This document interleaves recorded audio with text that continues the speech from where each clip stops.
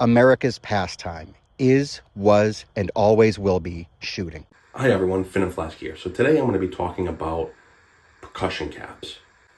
I'm going to give you a little bit of an overview of some of the caps that are on the market, and we'll talk a little bit about them. In general, there's three kinds of percussion caps.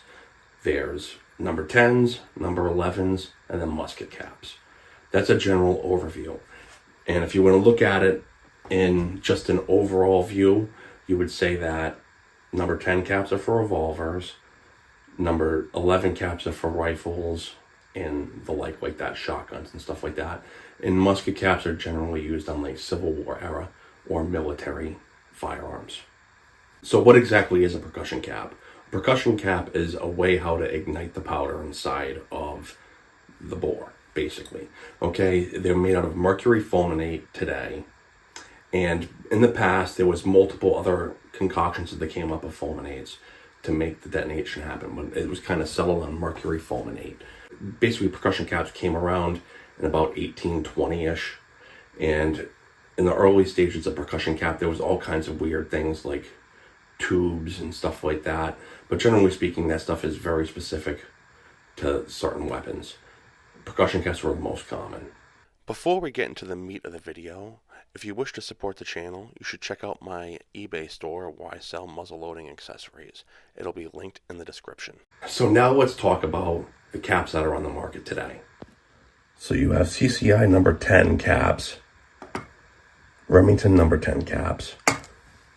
You have CCI number 11 caps, and Winchester Magnum. These are what's commonly available today. And we'll talk a little bit about what they belong on. This is a stock Pieta revolver nipple, okay? And here is a Remington number 10 cap taken out of this tin. If you put it on, you can get it on, but it doesn't seat very far. So that can actually interfere with revolving around the cylinder. So CCI number 10s, from what I understand, are best to be used on original nipples. I don't know how true that is, but that's what I've heard. They fit well on original Colt nipples. See, this is a Remington number 10. The Remington number 10 is a bit longer, and it actually fits much deeper down on that nipple. Okay? And then when you see the CCI, it's pretty loose. See how it wobbles? And that's something I'd be concerned about. I don't use CCI number 11s on revolvers because I feel like they could be blown off and cause a chain fire.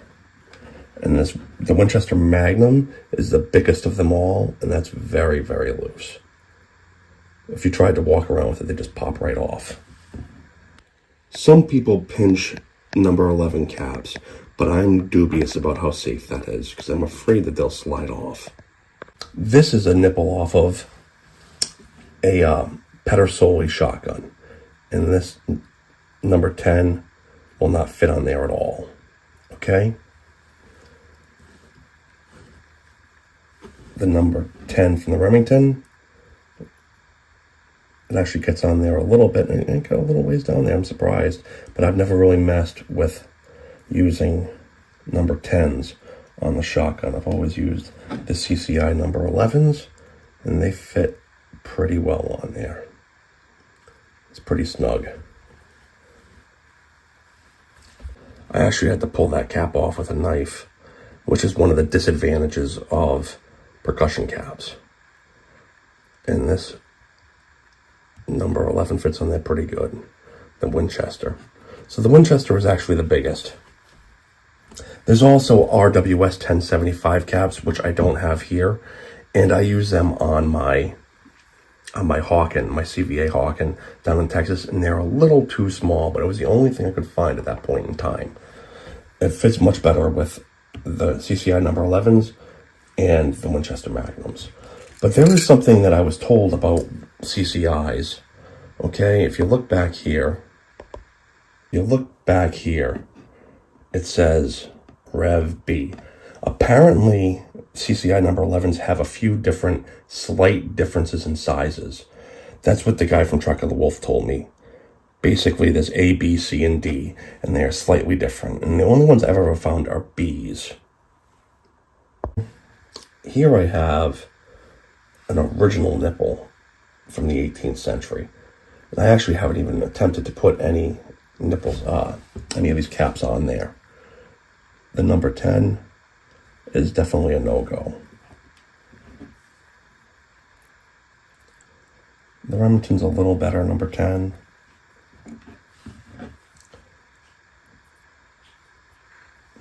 CCI, still not great.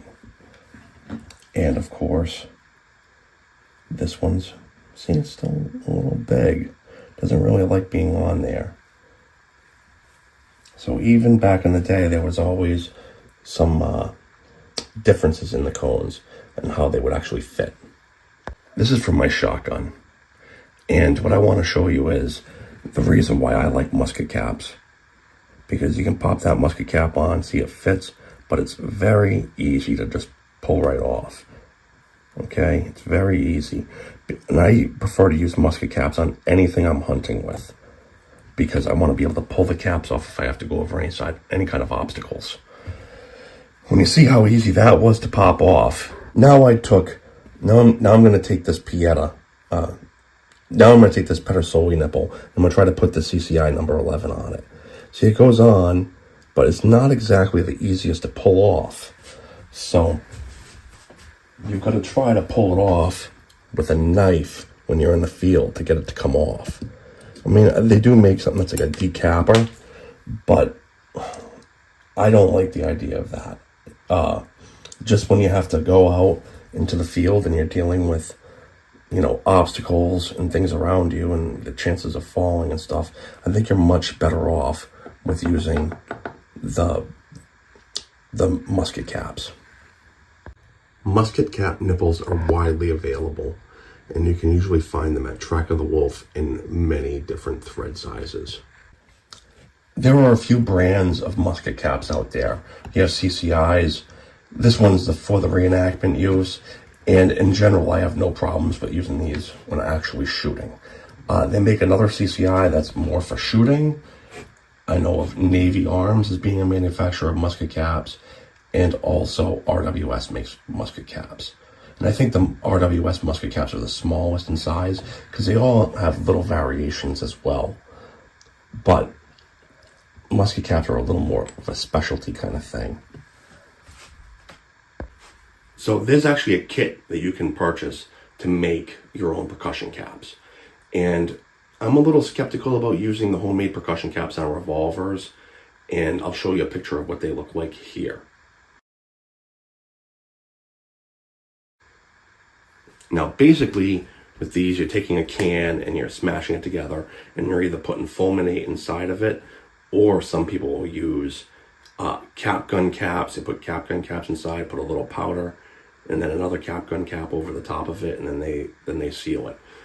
But I kind of don't like the idea of using them on revolvers because they might be a little loose, and I don't want them to fly off when cycling or when shooting. So you might be able to get away with using them on a revolver. I don't have experience with that, but I'm a little skeptical. But they should be fine with basically any kind of single shot. So just remember, as kind of a rule of thumb, basically number 10s are for revolvers, number 11s are for long arms, and musket caps are for military arms. I hope you enjoyed this little introduction I gave you to percussion caps. And if you appreciate my content, I'd appreciate if you liked and subscribed. Thank you very much for watching, and have a wonderful day.